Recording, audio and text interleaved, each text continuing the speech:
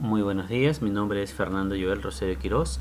Conmigo van a llevar el curso de construcción de pruebas psicológicas. Es un curso bastante importante porque tiene que ver con la actividad del psicólogo de forma transversal durante toda su actividad psicológica, sea en investigación o sea en temas vinculados a diagnóstico de casos patológicos, orientación vocacional.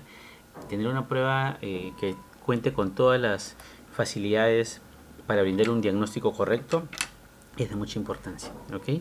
Es un curso de 3 horas semanales que se trabaja primordialmente en un ambiente donde debemos de tener computadoras. Más adelante les voy a pedir que ustedes en casa instalen algunos software gratuitos que son importantes para poder ejecutar la parte operativa del proceso de construcción de un instrumento. Hay que indicar también que para este curso se necesitan tener como base algunos conocimientos de estadística básicos como medias, desviación estándar, asimetrías, kurtosis, saber qué es una correlación, cómo funciona la correlación, porque en base a ello se parte del supuesto de que una prueba contando con esos requisitos va a poder ser una prueba adecuada. La fundamentación del curso la voy a leer tal cual. Literal dice: construir o construcción de las pruebas psicológicas permite al estudiante conocer y aplicar los principios básicos de medición y estrategias en la adaptación y construcción de instrumentos. Desde el aspecto práctico promueve la adaptación o la construcción de instrumentos de medición, escala de actitudes, escala de opiniones, cuestionarios, entre otras. Enfatiza la determinación de parámetros estadísticos que permitan establecer los adecuados criterios de validez y confiabilidad de los mismos. Por lo tanto, palabras que va a escuchar usted muy frecuentemente: validez, confiabilidad, percentiles. Validez, confiabilidad y percentiles, que es lo que generalmente se hace en un curso como este, ¿ok? El curso es eminentemente práctico y vamos a trabajar de forma grupal. Ya después ustedes verán cómo se agrupan. Yo asumo de que se conocen ya y en grupo vamos a trabajar la construcción de un instrumento psicológico. Algunas cosas que sí debemos saber respecto a las unidades de aprendizaje. La unidad 1 básicamente está vinculada con la parte histórica de desarrollo de un test, ¿ok? La ética para los test psicológicos, la planeación y elaboración de un test psicológico y la clasificación de los tests. Eso se va a hacer las 3 primeras semanas.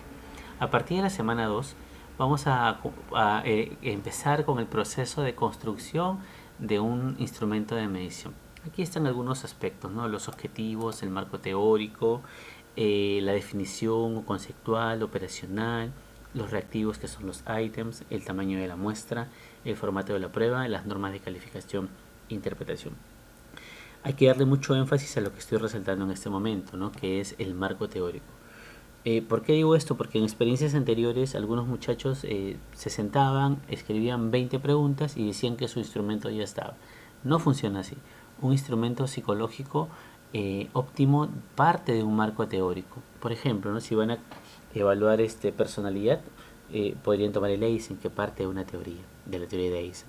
Si me voy a tomar el cuestionario caracterológico de Berger, parte del modelo o propuesta de Berger. Si es que voy a hacer una evaluación de inteligencia emocional a través del ICE de Baron, voy a tomar la propuesta de Baron. Si es que voy a evaluar la inteligencia emocional desde la propuesta de Salovey y Mayer, voy a tener otros componentes, otras dimensiones. Incluso hasta van a encontrar un instrumento que mide inteligencia emocional de Goleman, ¿no? Que es el bestseller que todos conocen. Entonces tenemos una variable que sería un constructo con 3 propuestas distintas de marco teórico y 3 propuestas distintas en la forma de evaluar la inteligencia emocional, en la forma de evaluar por dimensiones y en la forma de interpretar también. Eso vamos a ver en la unidad 2. En la unidad 3 ya viene la parte vinculada al procesamiento de información que vamos a recolectar. Puede ser a través de un formulario, a través de las pruebas tradicionales, que tiene que ver con la justificación estadística y la tipificación del instrumento de medición, que tiene que ver con el análisis de los ítems o reactivos, los análisis de validez, los análisis de confiabilidad y la construcción o elaboración de un baremo. En el caso de este curso vamos a hacer percentiles básicamente, ¿correcto? Este curso tiene algunas actividades que ustedes ya conocen, ¿no? La primera práctica calificada que vamos a tener está vinculada con la propuesta de la variable. ¿A qué me refería con la propuesta de la variable? Que tenemos que elegir un constructo psicológico que vamos a estudiar. Por ejemplo, puede ser bienestar psicológico, puede ser inteligencia emocional, puede ser personalidad, puede ser agresión, expresión de la ira, autoestima, en fin. Yo recomiendo trabajar con temas vinculados a aspectos como las que mencioné y no meternos en el mundo de la inteligencia con razonamientos, porque son pruebas de rendimiento máximo que posteriormente en otra clase explicaré. Hay una gran diferencia. Entonces, en la semana 3 tenemos que tener clara nuestra variable. Básicamente el nombre de la variable y el modelo teórico que enfoca la variable. Esa sería la primera práctica calificada. Luego debemos de tener la tabla de especificaciones. Yo les voy a enseñar cómo es una tabla de especificaciones, cuál es la estructura que debemos de tener para construir un instrumento. En la semana 14 tenemos que hacer el análisis psicométrico a través de los programas estadísticos que utilizaremos durante este proceso. En la práctica 4 es la única actividad en la semana 17 que van a hacer individualmente, que es una evaluación de conocimientos. Ese día todos van a trabajar con una base de datos que yo le voy a dar y con los análisis que yo voy a solicitar. Y por último, la presentación del trabajo final a través de una entrega de trabajo físico y una exposición. Básicamente eso es el desarrollo del curso a grandes rasgos. Pero voy a comenzar con un tema vinculado al Código de Ética y Deontología del Colegio de Psicólogos del Perú. Voy a irme a un acápite que tiene que ver con el uso de instrumentos. Voy a irme directamente hacia ese punto. Aquí hay varios elementos. Aquí está. Capítulo 8 de los instrumentos de investigación. Leo literal el artículo 45. Es: el psicólogo está obligado a seguir los procedimientos científicos y técnicos para el desarrollo, validez y estandarización de los instrumentos de investigación psicológica. Validez y estandarización, que eran palabras que estaban en el sílabo. Quiere decir de que nosotros tenemos que utilizar un instrumento que tenga estas cualidades. Si un instrumento no tiene esas cualidades, entonces ese instrumento, la verdad es que seguramente tendrá grandes dificultades para hacer una buena medición y, lo más importante, para hacer un buen diagnóstico si fuera el caso. Dice artículo 46: el psicólogo debe utilizar instrumentos de evaluación psicológica conforme a los manuales, siendo riguroso en la metodología para su interpretación. En la última unidad vamos a hacer un manual del instrumento que vamos a crear. Cómo funciona, cuál es la justificación estadística, cuál es el marco teórico. Eso lo van a ver al final. Y lo pide el artículo 46 de los aspectos éticos de los psicólogos, ¿no? El psicólogo puede hacer pruebas e instrumentos en procesos de validación solo con fines de investigación o docencia, que es lo que vamos a hacer. Dice: el psicólogo está obligado a considerar pruebas psicológicas como instrumento auxiliar. Está prohibido utilizar dichos instrumentos como definiciones psicológicas o diagnósticos. Hay que tener cuidado con eso. Habla básicamente de la calidad del instrumento. Y otros dos puntos que tú puedes revisar. Por lo tanto, esto de aquí que vamos a hacer, construir un instrumento, no solamente tiene que ver con la habilidad para construir un instrumento, sino tiene que ver con aspectos éticos. Ese es el primer punto que yo quería darte a conocer.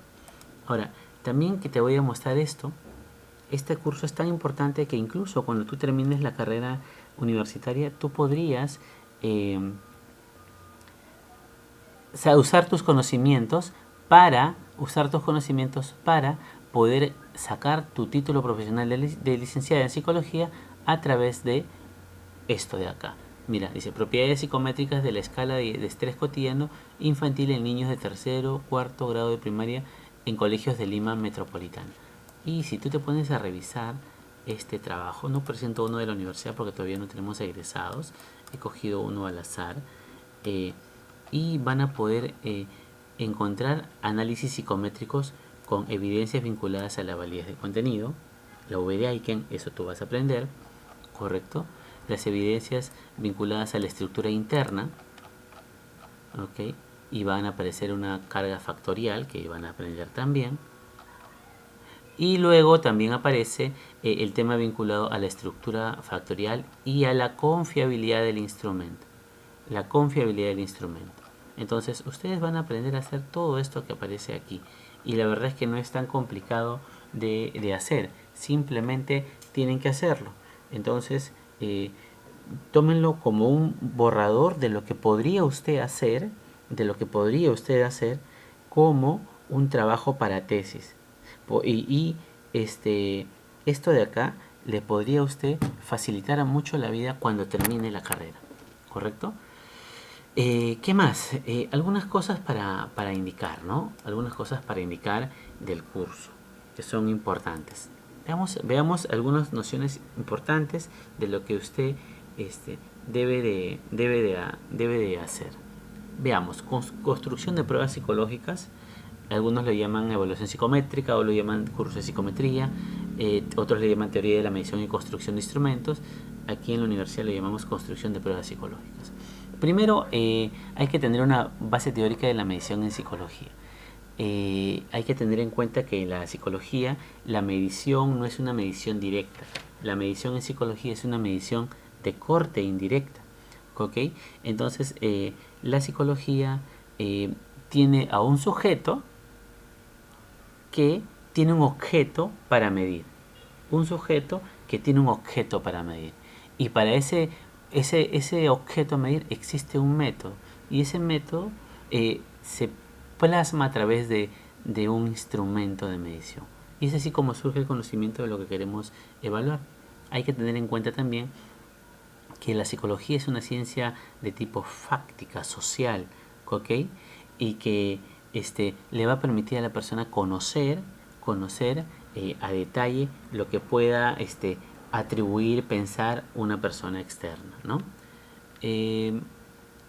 Todo en la vida cotidiana tiene algo en común. ¿Qué creen que tienen en común estos objetos? ¿Qué pasaría si uno de ellos ha sido confeccionado con error? ¿Qué pasaría si, por ejemplo, en el primer objeto en la balanza encuentras que dice de que tú pesas 70 kilos, pero tú te ves en el espejo y pesas 100 kilos? ¿Qué puede pasar? Puedes dar un mal diagnóstico, ¿sí o no? ¿Qué pasaría si es que alguien le toma la temperatura con un termómetro y ese termómetro está mal calibrado? Y diríamos que todos están con fiebre. ¿Qué pasaría si es que alguien le toma la presión y dicen que es hipertenso cuando no lo es? O si la cinta métrica no está correctamente.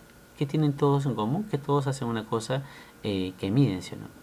¿Existen ejemplos de mal funcionamiento? Obviamente cuando te vas al mercado y alguien quiere pesarte el pollo y te van a dar más o menos pollo en función a la calibración de ese instrumento.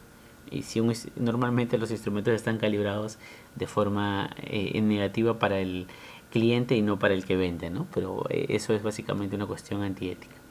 ¿Qué es la medición? Y la medición no es lo mismo que la evaluación, porque la evaluación es un proceso un poco más complejo. La medición en términos generales es asignar un número para representar alguna virtud que genera esta propiedad. Por ejemplo, si es que yo quiero saber la autoestima de alguien, yo lo que hago es lo siguiente. Yo me voy y comienzo a decir, esta persona tiene una alta autoestima o una baja autoestima. Pero ¿cómo puedo llegar a ese diagnóstico? A través de la aplicación de un instrumento, de la respuesta a ese instrumento, la califico y me sale un número. Y dice, ya, si es de 0 a 20 y él tiene 18, seguramente tendrá una alta autoestima. Si tiene 4, tendrá seguramente una baja autoestima. Entonces estoy cumpliendo con la definición de Campbell de 1928 y la de Stevens en 1951. Asignar números a los objetos.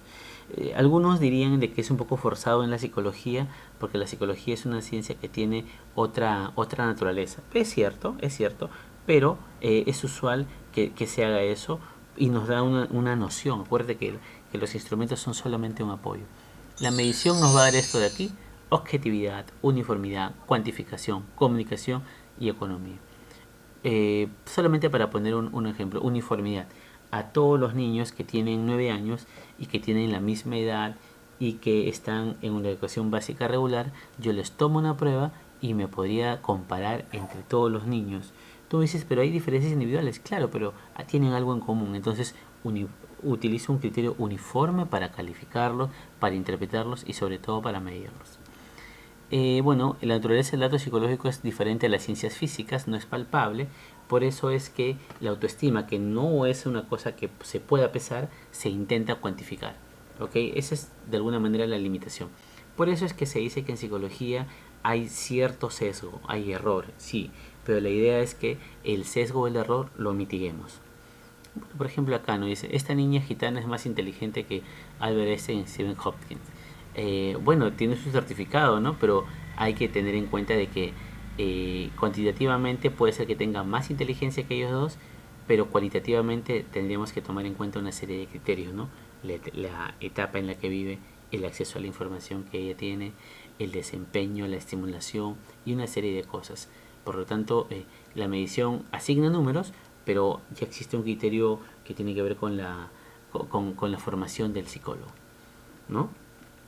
Ahora, lo que decía hace un momento, ¿no? La autoestima se asigna un número. Dice Nunali, consiste en las reglas para asignar números a objetos que representen cantidades o atributos. Así como te vas y te dicen tienes una cantidad de masa corporal cuando te vas al gimnasio, los psicólogos decimos tienes tanto autoestima y lo cuantificamos. Una cosa que es abstracta como la autoestima.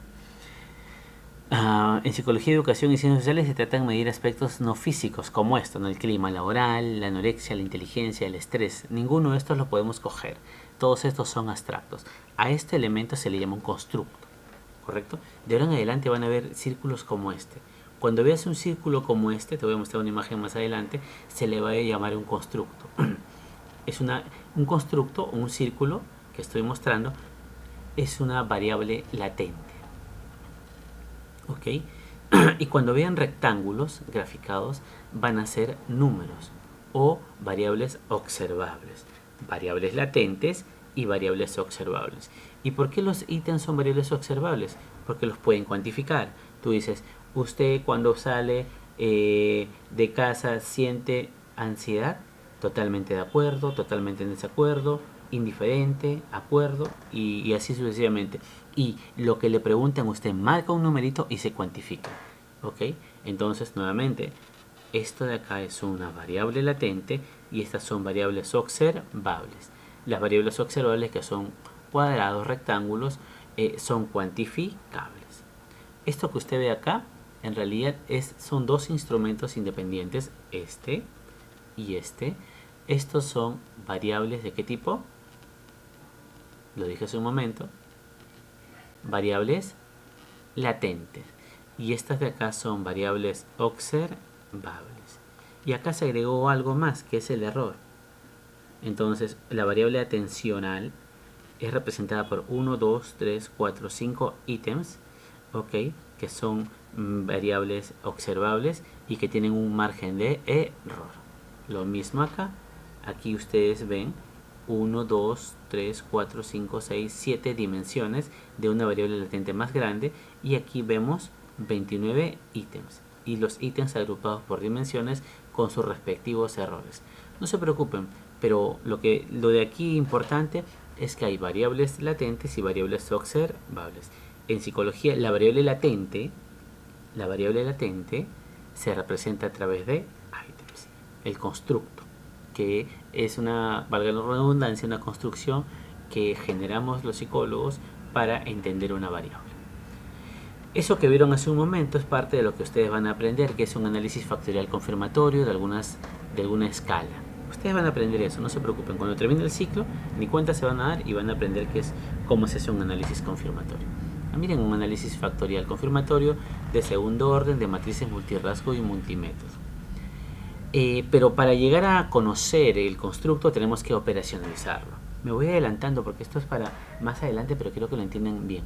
Un constructo generalmente tiene dimensiones o subdimensiones. Digo generalmente porque algunos tienen dimensiones y diferentes indicadores. Por ejemplo, ¿no? Si yo quiero evaluar el concepto personal de uno mismo, yo puedo evaluar el concepto personal a nivel de cómo me percibo, lo que pienso de mí mismo, y cómo me siento, lo que siento de mí mismo. Cuántas dimensiones tengo de mi propia percepción, lo que pienso y lo que siento. Eso serían mis dimensiones. En ese ejemplo no habrían subdimensiones, sino habrían indicadores. Entonces, lo que yo pienso son, por ejemplo, las ideas que tengo sobre mí favorables y las ideas que tengo sobre mí desfavorables. Y como indicador de la parte afectiva sería lo que yo siento de mí favorable y lo que yo siento de mí desfavorable. Y en base a esos indicadores se construyen los items o los ítems. Y en base a los ítems, los sujetos a los que tomaríamos el instrumento nos darían sus respuestas. Acá lo van a ver más gráfico. Esto es un modelo básico de una operacionalización. El nombre de la variable, la definición conceptual, según cierto autor, la definición operacional, que sería el nivel de inteligencia emocional, se medirá a través del cuestionario Conociendo mis emociones de Ruiz, que existe ese cuestionario. Las dimensiones: socialización, autoestima, solución de problemas, felicidad y manejo de la emoción, con una explicación breve que serían como mis indicadores, más los ítems y la escala de medición. Este proceso es súper importante y a ustedes se los voy a pedir mucho más adelante, pero que debemos de tener. Es algo así como que un constructo psicológico lo divido en partes para poder medirlo mejor. ¿Ok? Un constructo psicológico lo mido en partes. Bueno, la psicología y la psicometría están vinculadas. Lo que yo dije está en todas las áreas, en las 10 que mencioné y más seguramente. En psicología clínica nos serviría para hacer este tipo de cosas, ¿no? ¿Sí? Simplemente para que lo vean. En psicología educativa para esto, para ver el proceso de enseñanza-aprendizaje, la efectividad de los métodos didácticos. También en la psicología social, de alguna manera para temas ambientales, aunque algunos psicólogos sociales indican de que la evaluación a través de este enfoque no es el mejor, y la verdad es que desde su punto de vista tiene razón. La psicología organizacional, que utiliza instrumentos para medir clima, cultura organizacional, empowerment, engagement, ¿ok? La medición social a nivel macro, lo que está saliendo por ejemplo con el coronavirus, nos permite hacer la psicometría de ese tipo de cosas. Entonces, preguntémonos esto, pues, ¿no? ¿Qué es una prueba psicológica? ¿Qué tres psicológicos conocen? ¿Y cuáles son las propiedades psicométricas de una prueba, de un instrumento? Creo que las dos primeras ya las tienen claras, pero ¿cuáles son las propiedades psicométricas de un instrumento? Generalmente, evidencias de validez, índices de confiabilidad y percentiles. Generalmente. Ahí tenemos una definición de psicológico. ¿Ok? Y la ciencia que se encarga de hacer todo este análisis estadístico es la psicometría. De forma muy sucinta, podríamos decir que la psicometría, ¿okay?, es un área de la psicología fundamental para la medición y cuantificación de las manifestaciones de conducta. También es un conjunto de métodos, de técnicas que nos permiten medir variables psicológicas. Son modelos formales para medir variables psicológicas. Entonces, cuando te pregunten el curso de construcción de pruebas psicológicas, ¿en base a qué tiene como impulso primordial o cuál es su base primordial? La psicometría, porque es la que me da un conjunto de métodos y técnicas para analizar, estudiar o medir variables psicológicas en términos bien generales. Entonces la psicometría es súper importante para poder hacer un estudio de lo que nosotros querramos. Ahí tenemos otro, ¿ok? Solución del problema de medición. Se encarga de justificar y legitimar la medición psicológica. Cuando te pongo un ejemplo, cuando tú tengas un instrumento psicológico, una prueba psicológica, y te dicen úsala, tú lo primero que tienes que hacer no es usarla. Tú lo primero que tienes que hacer es decir, oye, quiero que me muestres toda su justificación psicométrica. El instrumento está adaptado al Perú, tiene adaptación lingüística, han hecho una estandarización, han hecho un proceso de validación, cuál es su nivel de confiabilidad, ¿ok? Cuáles están sus ítems, cuál es el ítem que distorsiona mal, cuál es su sesgo de medición. ¿Es invariante el instrumento con respecto a hombres y mujeres? Haces preguntas de ese tipo y estás que respondes a la necesidad de la psicometría o a la función de la psicometría. Hay tres enfoques clásicos, que es la teoría clásica de los test, la teoría de la generabilidad y la teoría de respuesta al ítem. Nosotros en este curso vamos a ubicarnos básicamente en la teoría clásica de los test. Ahí vamos a estar centrados, ¿ok? Que es la teoría que se maneja por ahora. Ya en otros países se hace la generabilidad y la teoría de respuesta al ítem, pero en este curso solamente vamos a hacer teoría clásica de los test, que parte del supuesto que una medición tiene un resultado más un error. ¿Ok? Esto sí es lo último que voy a decir en esta sesión. Yo te voy a pedir que de una vez descargues e instales los siguientes programas en tu computador. Por favor, descargar Jamovi. Es un software libre, no cuesta nada. Es un software libre. Este es el logo.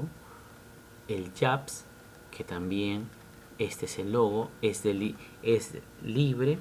El JAPS es libre. Y que descarguen esto de aquí, que es el RStudio, el R, disculpa, y el RStudio. Estos dos quiero que descarguen y también es gratuito. Asimismo, que vayan a esta página y me descarguen el Factor Analysis, que también es gratis. Todo lo que estoy señalando, Jamovi, JAPS, RStudio y Factor, son programas gratuitos, ¿correcto? Asumo de que todos tienen el SPS y se instalen el complemento de EIMOS. Y como adicional el EQS. Estos tres de acá, el SPS, el EIMOS y el EQS, son de paga, pero pueden buscarse alguna versión por allí quizás. Pero los que tienen el link son gratuitos. Aquí les voy a mostrar los links de donde lo pueden descargar. Para Jamovi, van aquí, descargan esta versión y se va a instalar en su computadora gratis. Para el JAPS, entran a esta página y descargan de forma gratuita, no tiene ningún costo. Para R, se van a esta página que está en el PPT y lo descargan. Y para el RStudio, se van aquí y lo descargan, es gratis. Y por último, para el Factor Analysis, se van a esta universidad, que es una universidad italiana, y descargan según tenga 64 o 32 bits su computadora. Eso va a depender. Estos insumos son súper importantes porque con eso vamos a trabajar.